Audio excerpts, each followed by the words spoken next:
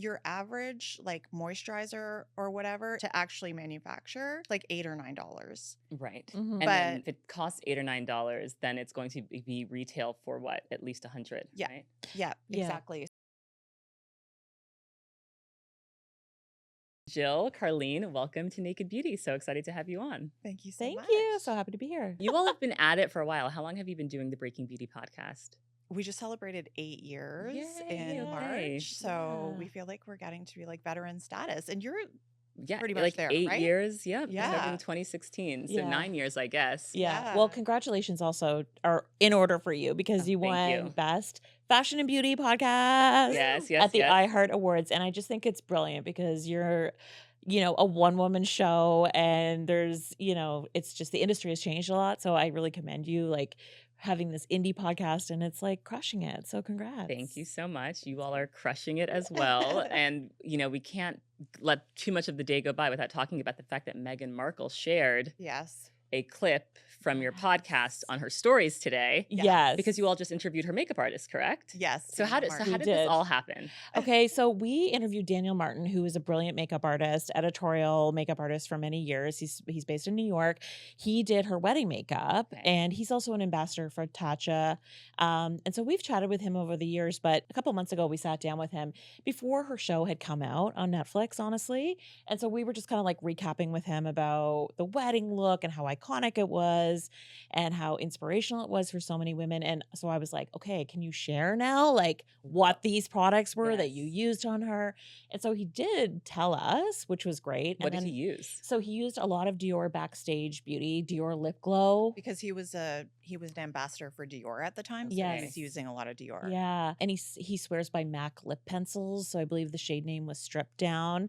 And we did make a whole like shop my shelf page about it and everything. So anyway, we made that clip. And then the next thing you know, my phone's blowing up with my friend saying, oh my God, Meghan Markle shared this clip. And then I went on her stories and she had indeed shared it. But as happens so often in Instagram and social media, another content creator had repurposed our clip. Of So course. they had like screen recorded it. Of course. And then posted it. So I hate when that And happens. that's the clip that went viral. That she shared. That's the Yeah. clip that now has almost 2 million views. Yeah. Was there some Breaking Beauty branding in the shot? We did have a watermark. Thank goodness for that. Right. Yeah. And Daniel had collaborated on our post. So I think Yes. when she tagged Daniel, maybe people saw, but regardless, we did But get they didn't tag us like originally or anything Yeah. like that. So. But they have now. I approached them to do that and they were generous and did. So Good. but yeah, that happens on social media. And when something goes viral like that, you never really know Yeah. what's gonna slap. And it just takes on a life of its own, I mean, people are breathless to hear anything about Meghan Markle. Oh right? my Like, they just gosh. want Oh the- my Have gosh. you watched her new show? I did. I watched all 8 episodes. Okay, and? My interpretation of it is like it's kind of exactly what I thought it was going to be, and I very much had it on while I was like, cleaning my apartment, and Right. like, I was in, I was out, and Daniel is her first guest, so. I did see that episode when yeah. she comes over and she prepares the Yeah. guest house for him. Yes. And he did say on our show that he legitimately does stay with her. So they are, really good friends. And I'm not really a domestic goddess. I wouldn't go that far. So I was like, I could probably make what she's making. And so, but she has season 2 already on lock. So Oh, go Meghan. yeah, I'm curious, like, I could see a beauty line in her future. You know what I mean? Because we all need another celebrity beauty. 100%. Absolutely. Well, today's conversation, I really want to go kind of behind the veil of the beauty industry. Mhm. Don't you think, as beauty podcasters, we sit at such a unique place, right? Because we talk to founders, we talk to consumers, we talk to talent. Like I feel like we see the beauty industry from so many different lenses. Yes. And we're doing this every single week. Mm-hmm. Yeah. Before we get into that, though, I just want to get a brief background on both of your kind of credentials before and, while you've been doing the podcast as well. Yeah. Mhm. Go ahead, Carlene.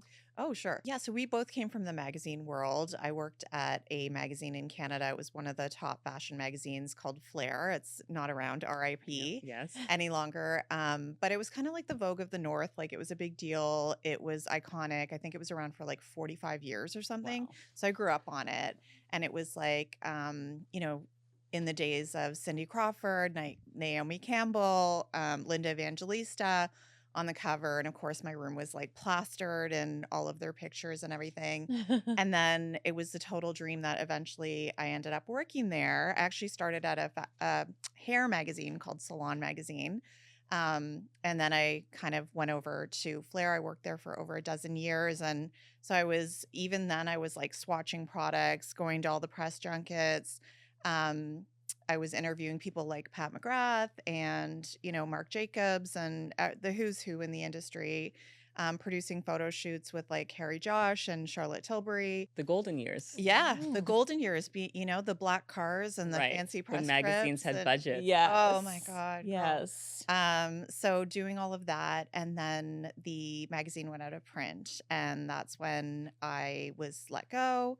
And pretty quickly after that, we started the podcast, and Yeah. Jill came from magazines as well. Yeah, I came from magazines as well, but I kind of like saw the writing on the wall, so I got out a little bit sooner. So I worked in digital publishing for a while, and then I've done a lot of broadcast. I was on a national lifestyle show as like their beauty contributor for a dozen years as well. So I've done editorial, print, digital, broadcast, Yeah. podcast. And Carlene and I, we never worked directly together at the same magazine. We worked across the hall Yeah. from each other. And that's, we got together and we were like, where's the white space? And where could we, use all of these, basically like leverage all the connections that we have Mhm. and tell stories in beauty. And the joke is on us because we initially said, we're too old for YouTube.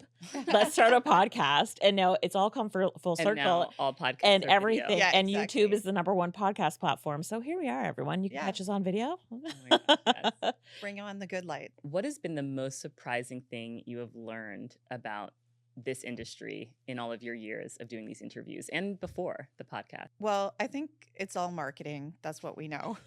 It really and truly is all marketing. And I think that a lot of people probably do know by now that a lot of the same like moisturizers and makeup and all of those things are made at the same manufacturing facilities, that it can be like a Guerlain, whatever it is going down the line, and right next to it, it might be, Essence or something like that.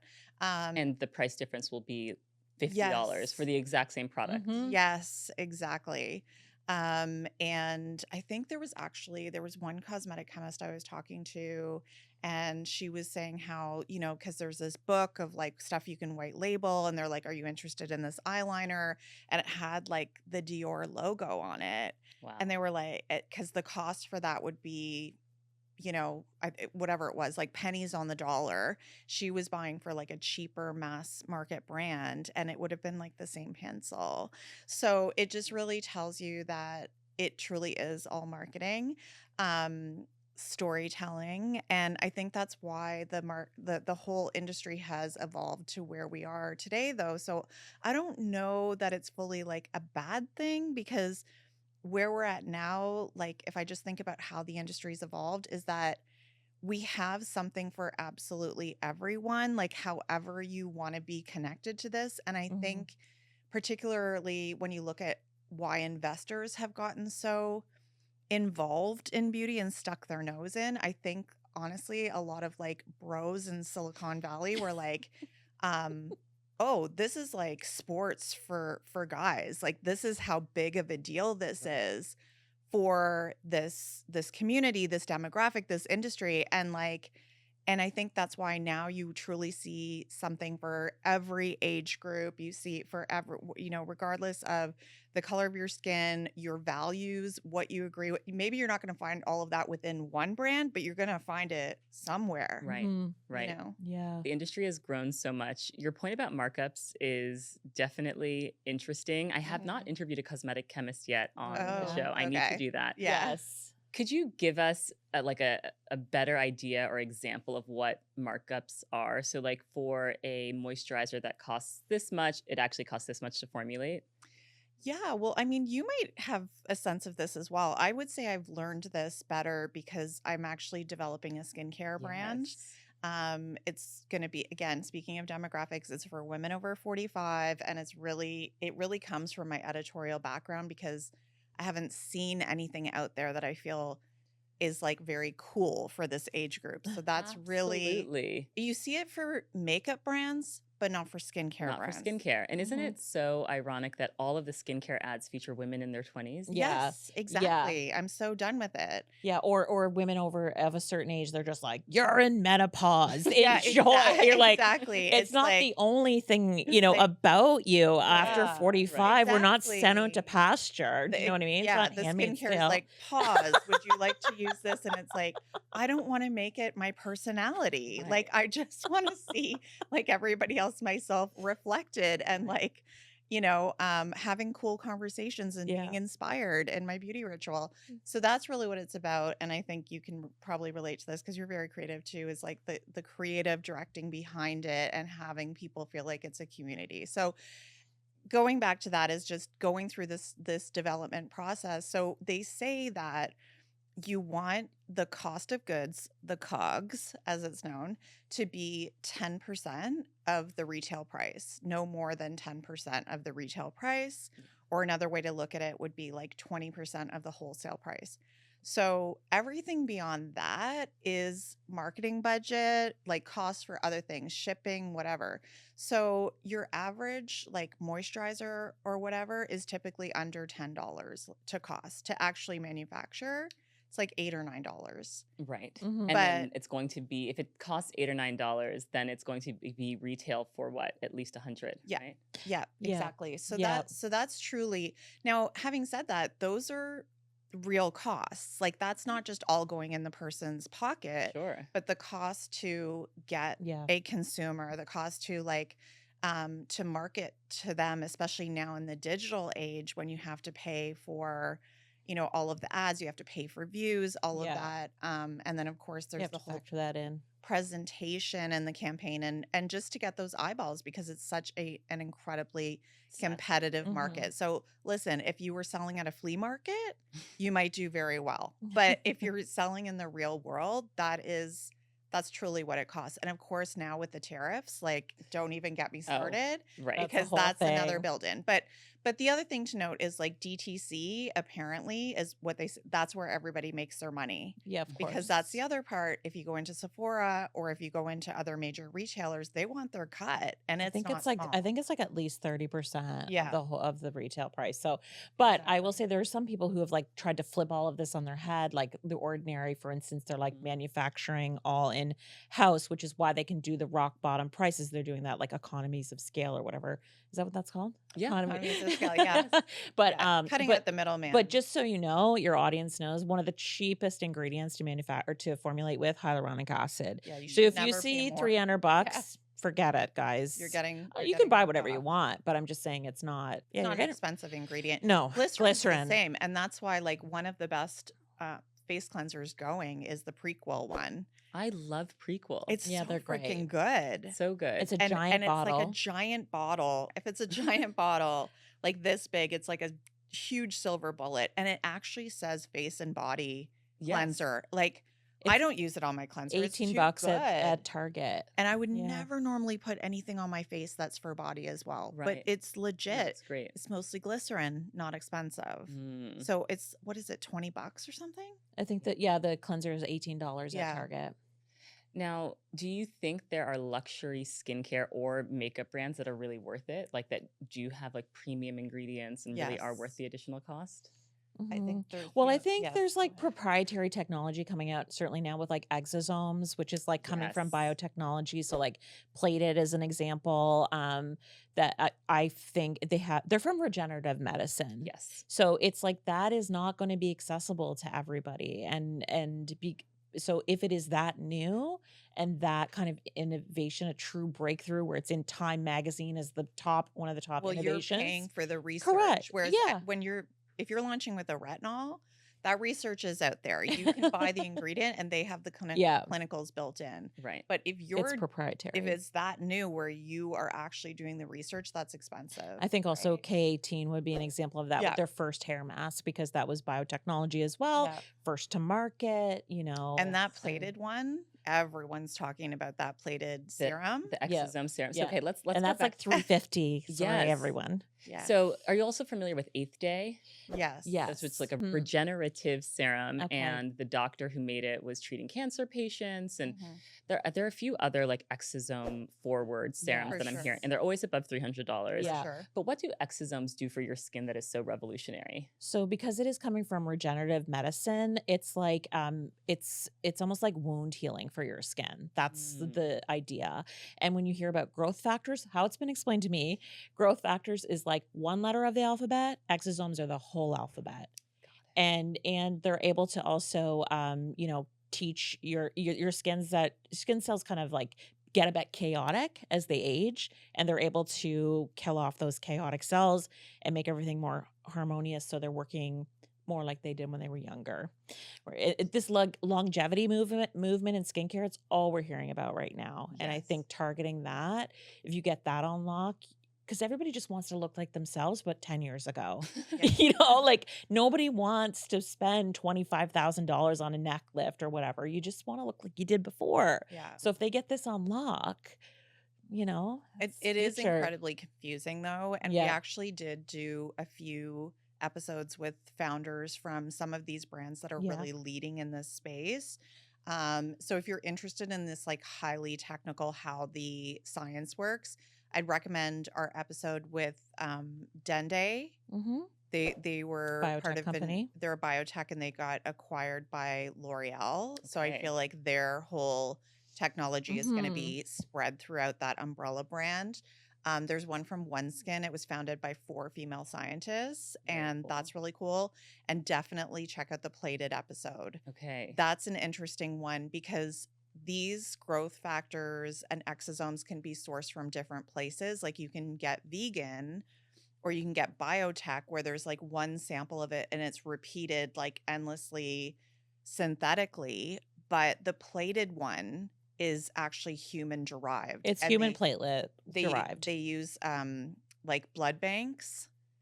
So I think Wow. that's why it's so expensive. That was I Mhm. think that was our title was like, would you use human derived platelets on your face? But like people results are are there. seeing the results. The results are Wow. there. So Yeah. it's a very exciting time. And like, I do think just what you're saying, what surprises you, like, I don't think I quite realized until I became a beauty reporter that just how cyclical absolutely everything is, whether it's like popping off with a vitamin C serum or K beauty, which we wrote about 15 Right. years and ago. and now It's K-beauty's TikTok. back I because of know. TikTok. Everything Yeah. has a new life on TikTok. And it's funny, I have all of the magazines that I contributed to. Like I saved my archive and I even saved some old allures. And I was looking at them the other day and I was like, this title on this cover from 2008 would be a TikTok video today. Right. It's just repackaging info, getting people excited about new branding, telling the story in a new way, but a lot of the same ideas, Yes.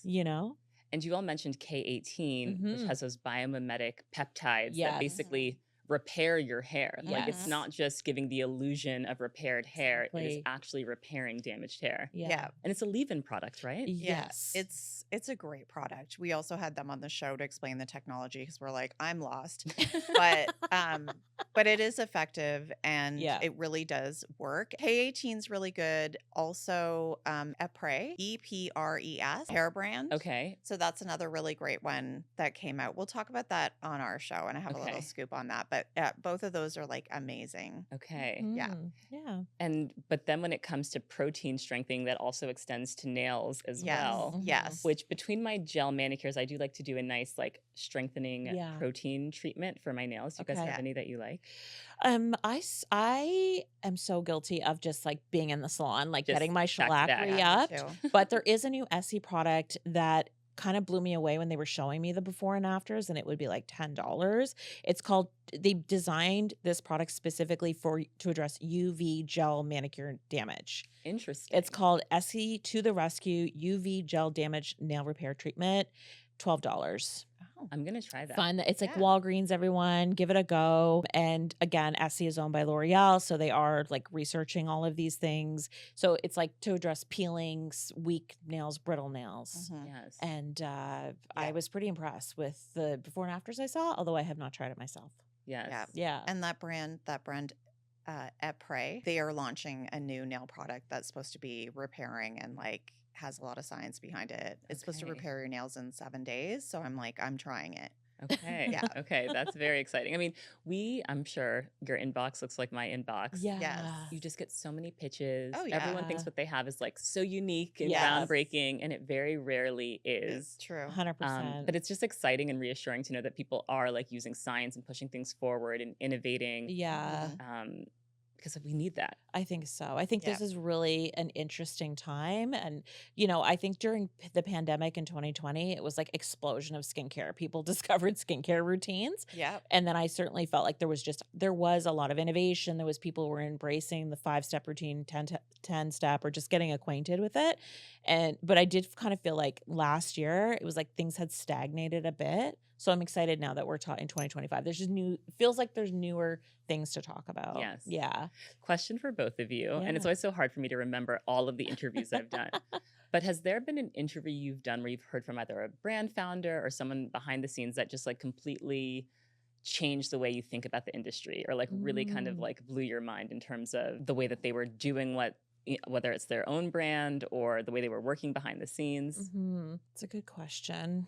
Yeah. I mean, God, there's so many. There's so many. We're up to almost 400. Right. I would say most recently, like those ones that I mentioned with plated and all that, like what they're really doing is looking at actual skin cells under a microscope, like not even skin cells, but like they're reproducing skin under a microscope to be able to test how this skincare is working. Mhm. So they can actually tell, I think, much more than they were able to in the past. So I do think we're going to start seeing much more effective skincare than we have. And I think that's also where we're at, is like we're constantly tweaking and evolving products to make them better. And that's why we keep going. That's why this industry keeps moving, because of that innovation, which, I mean, I'm kind of here for. Of course. Yeah. Well, we have to talk about the relationship between brands and influencers. Oh, yeah. Yes. How much do you think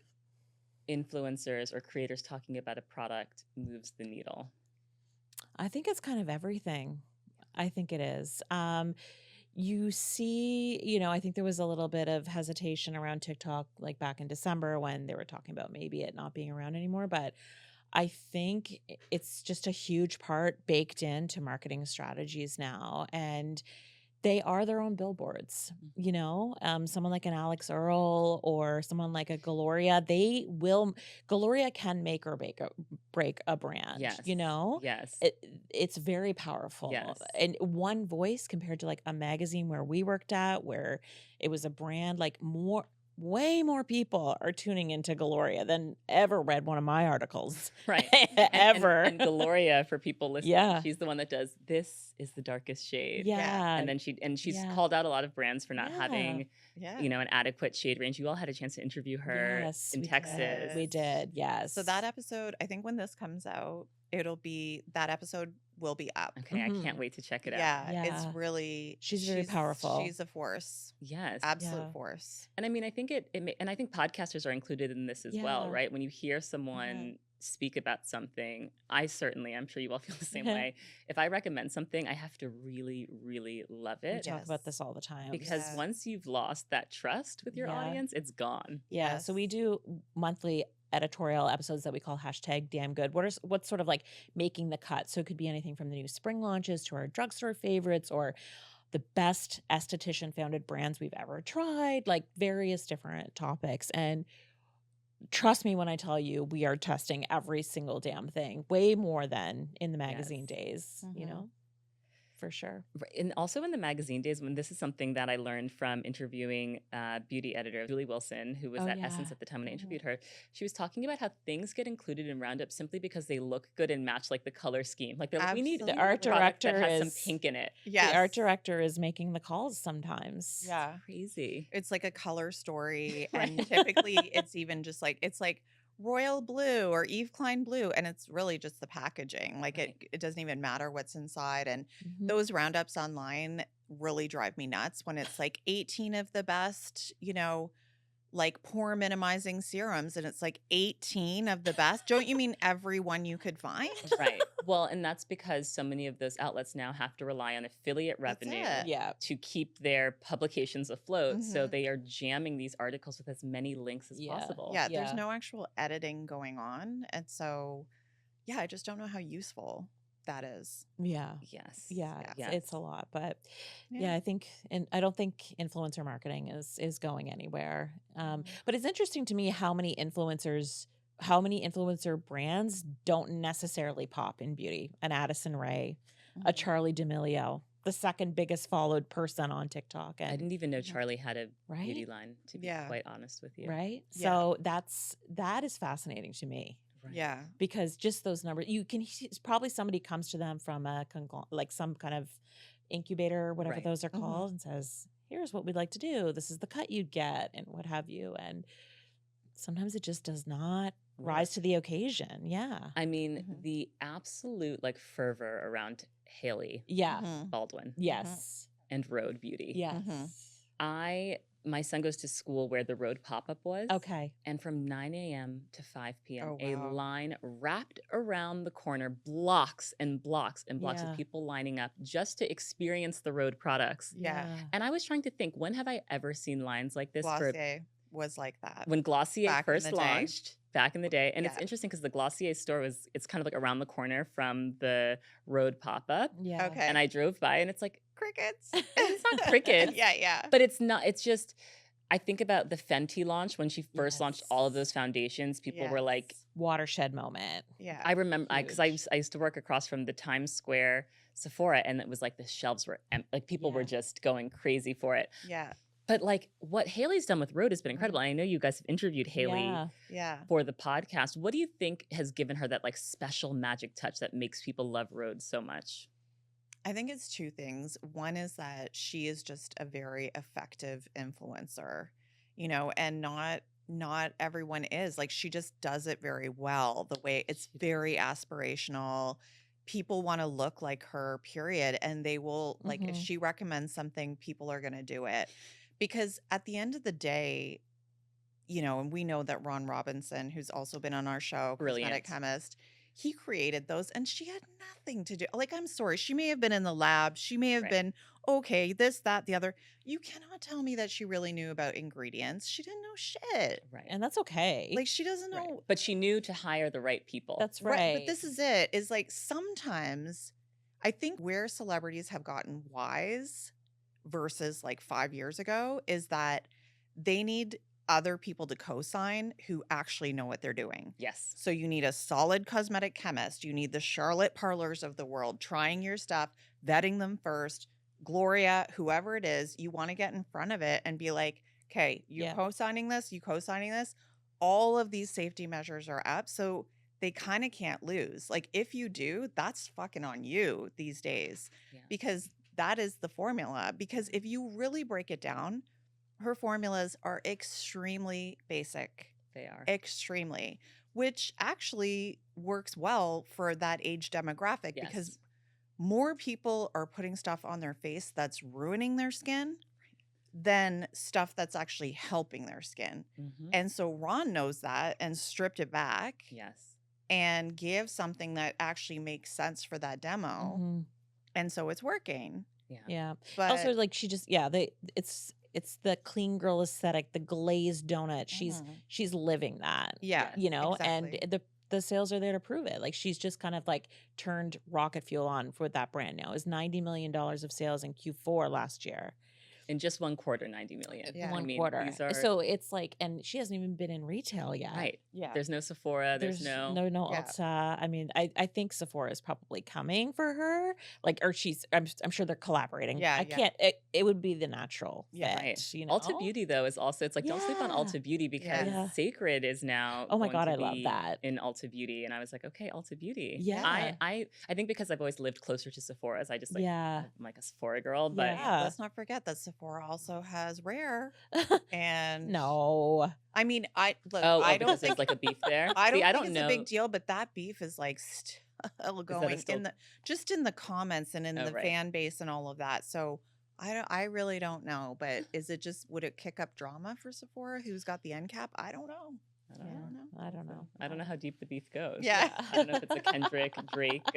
You guys are Canadian. Are people Yes. still people still liking Drake out there? Yeah, they kind of are. They're Yeah. either coming. They're feeling a bit defensive of him now. I think they're coming to like trying to support him, Yeah. but he's not doing himself any favors because he's like these lawsuits and stuff. It's know. like he doesn't look cool at all. But you know what? I think he loves beauty. Like I see He him doing his little does. hair treatments and getting he his made eyebrows something done. from Caudalie go viral, Yeah. like one of their skincare products. You So guys need to get that interview. I know, and I mean he has his candles. The Better I was gonna World say, yeah. fragrances is his fragrance brand, and But couldn't candles. he also like under OVO? Couldn't he do like Yeah, should. he should. just start branching out into other Honestly, things? he should. Yeah. You know what? I think we're onto something. Or something. Yeah. Drake, cut us in. Yeah, exactly. What are tactics that brands use to drive demand? So we know that one of them is limited time only or like limited supply, specific Yeah. drops. So what tactics have you all seen be effective in terms of driving demand? I think there's definitely the sold out, The wait list. the whole sold out and wait list, which we know, like if you're a medium, again, we're learning this. MOQs, your minimum order quantities can be, I think usually there's a minimum of 5,000 would be the lowest you can go. But if you work with a big company, then you might be looking at, I don't know, 50,000, 100,000. It gets Mhm. cheaper the more that you order. But if you're like a startup, you're probably going to start smaller. Yes. So, but yeah, if you only order 5,000, then that's going to sell out a lot quicker than 100,000. Yeah. So it's like you're like sold out, but it's really not an even playing field with a competitive product necessarily. Do you know what I mean? Oh no, Yeah. absolutely. I mean, I've run into that when making my own product. The Yeah. minimum order quantities, it's like Yeah. they're so high. Yeah. Yeah. They're so high. Yeah. What are other things that brands do to kind of like drive demand? Do you think that celebrity placements make a big difference? One of the things that I see for the Oscars coverage, or it'll be like the skin was prepped with Yeah. Right. this skincare, and I'm like, do people care? Does that move the needle? I don't think that does. I don't. Yeah. I think they can send a press release out to it, and maybe like a very celebrity focused publication in style people, they might pick it Right. up. But I've heard from brands that can cost anywhere. The product placement is around $50K. Like, to- that's crazy. it's a lot. It'd be like Cynthia Erivo's skin Yeah. was prepped with Clinique, And Moisture she's not. Surge. Yeah, and Yeah. she's not sharing it. Right? It's just like what they're using behind the scenes. So I think that's a little tough. Who does that money go to? Does it go to the makeup artist? I think it does, but Okay. they would definitely have. I mean, I don't know all the inner workings, but I'm sure they're not doing that without some kind of approval from the team, the talent. But I don't know exactly. But certainly, I think brands are looking to partner with like a Hung Van Gogh or a Nina Park or Daniel Martin or whatever, because makeup artists and estheticians, what we've learned over the years is they really move the product. Yes. Versus a celebrity. Right. If Daniel Martin is on here and he's saying this Dior lip glow is amazing and it was perfect for the wedding day, like it will sell out. Or an esthetician, this is like transforms the skin. This exfoliator is the best one I've ever tried. Watch it go through the roof. Yes. By the way, if you do want to know the actual products that Daniel used on Meghan Markle's wedding day, check out our Shop My Shelf where we've listed all the products. Love it. I will put that link in. I will say that when that viral article was picked up and all of that, when Meghan reposted, the link to shop was on her Shop My Shelf. Yes, she posted. So if you want to support a small creator, head on over to our Shop My Shelf. Yes. Even though it was her look. So she can we probably could use the affiliate links a little bit more, but it was her face. Yeah. So it's her face fair. and it was her totally day. Fair. You so- decide. You can go with either one. Let's talk about how skincare brands have approached aging and what we've seen shift, because I've seen a decline in language like anti-aging, but I think to your point earlier, Jill, everyone wants to look like themselves but 10 years younger. Yes.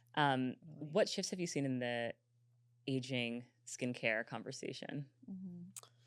It's an interesting point because I think there was a movement where like Allure said definitively, we're not using the word anti-aging anymore. I But remember that. the truth is, like, that's what people are Googling. That's what my girlfriends are going to me. What can I do about this? Or Right. like, it's just the programming is so deep. It's very deep. It's hard to get away from it as much as I would like to say ageless skincare routine. People are like, what do I do for my wrinkles, my Well, 11s, And it's not just how deep that language runs within us, Yeah. but within SEO. Yes. SEO juice. Like I remember when we interviewed Dr. Shireen Idris, Mhm. formerly known as Pillow Pillow Talk Talk Derm. Derm. Yeah. She was saying how she never wanted to use the term anti-aging on her website, but that's what people are Googling.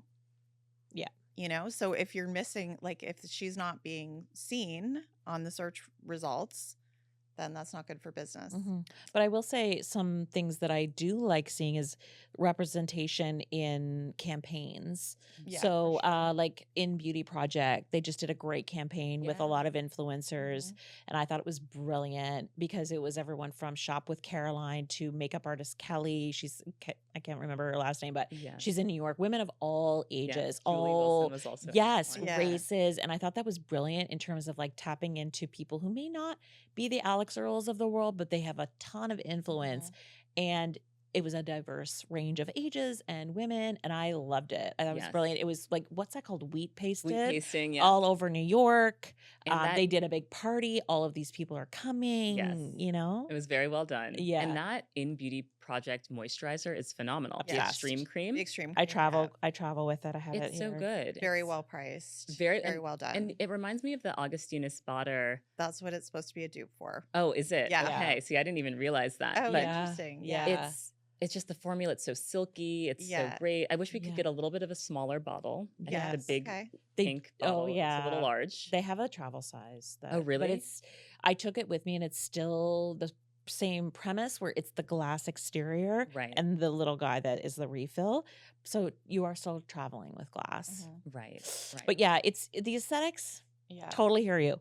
But I it's do good. feel, I will say, I think we've made a lot of strides in makeup, as I mentioned earlier. Mhm. Makeup companies that have gotten more age inclusive. We've seen that with Merit and 1999 and Jones Road and Sarah Creel. even Sarah Creel, Atelier Westman.